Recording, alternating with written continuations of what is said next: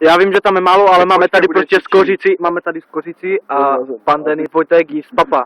A to je málo, ale... Oni normálně sní, nevadí, že to je málo, ale sníš to, jsi frajer. Hej, klopni si to do pusy. Zvedni hlavu. Dobře. Jdu pečený lanko. On měl ten spodek, to bude trochu víc, ale... Hej, to je dobré. Jo, je to dobré? No jsme rádi, že ti to chutná. Nekuckej, drž to v sobě. Až si tam nějaký. Drž to v sobě jak skank. Klidně. Máš úplně zuby. Ale jo, trochu to šípem. Ale je to dobré. Tak já nechápu, jak to můžeš spolknout.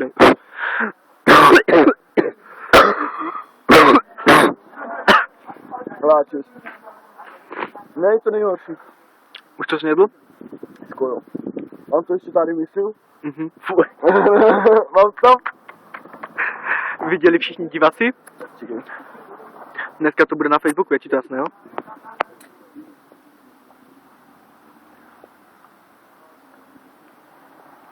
Ano, máme tady rekord snězení z kořice. Ale však to je dobré, ale to... Ještě pořádně to, ještě máš pod tím určitě. Jsem to vdechl, no. Vdechl? Vláčeš, ale... Je to humus. No, tak mě to chutná, kamo, já mám rád z kořicí.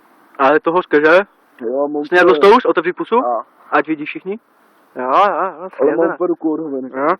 No, nevadí, ale snědl z kořicí. Nový rekord, prosím, potlesk pro pana Denise Vojtka. Je to dobré, no, ještě bych si dal. Nějaký poslední slovo, než umřete? Poslední slovo, slovo. Slovo, to je konec.